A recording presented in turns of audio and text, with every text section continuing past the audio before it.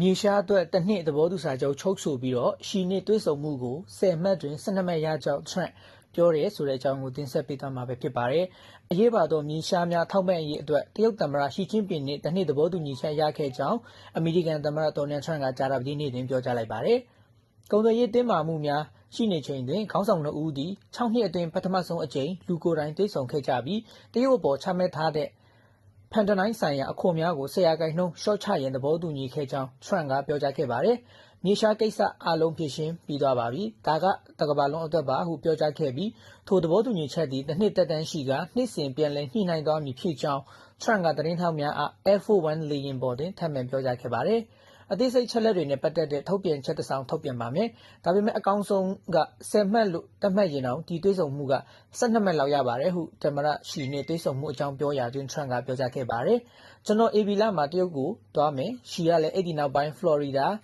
Benjit ဒါမှမဟုတ် Washington DC ကိုလာပါလိမ့်မယ်ဟုဖြည့်ဆွတ်ပြောကြားခဲ့ပါတယ်။ကိစ္စတော်တော်များများကိုအပိတက်နိုင်ခဲ့တယ်ဟုလည်းပြောဆိုခဲ့ပြီးရှီကိုအလွန်အင်အားကြီးမားတဲ့နိုင်ငံရဲ့ခေါင်းဆောင်ကြီးအဖြစ်အမေရိကန်သမ္မတကချီးကျူးခဲ့ပါတယ်။စက်တင်ဘာလကထရန့်နဲ့ရှီတို့တယ်လီဖုန်းဆက်သွယ်ပြီးနောက်ပိုင်းကတည်းကနှစ်နိုင်ငံခေါင်းဆောင်များတွေ့ဆုံရက်တစ်ပတ်အနည်းငယ်အလိုတွင်တင်းမာမှုများဖန်တီးနေသည်ဟုသူဦးနေသူအပြန်လည်ဆွဆွဲရင်းအမေရိကန်နဲ့တရုတ်တို့သည်စကလုံးစစ်ပွဲဆင်နွှဲနေခဲ့ကြတယ်။ကာကွယ်ရေးမော်တော်ယာဉ်နှင့်လူသုံး electronic ပစ္စည်းများထုတ်လုပ်ရာတွင်မရှိမဖြစ်လိုအပ်ပြီးတရုတ်ကလွှမ်းမိုးထားသောမြေရှားကဏ္ဍသည်ဆွေးနွေးပွဲ၏အဓိကအကြောင်းအရာဖြစ်ခဲ့သည်။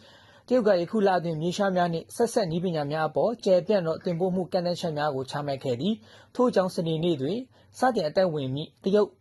ကုန်ပစ္စည်းအလုံးအပေါ်100%အခွန်ကောက်မည်ဖြစ်ကြောင်းထရန့်ကချက်ချင်းကြေညာခဲ့သည်။ဤဖြစ်ရဲ့ကြောင့်နှစ်ဦးနှစ်ဖက်အပြန်အလှန်တိုက်ခိုက်သည့်ကုန်သွယ်ရေးစစ်ပွဲတနေရာထပ်မံဖြစ်ပေါ်လာမည်ကိုစိုးရိမ်ခဲ့ကြသည်။သို့တော်ထို့သောအခွန်နှုန်းထားများကို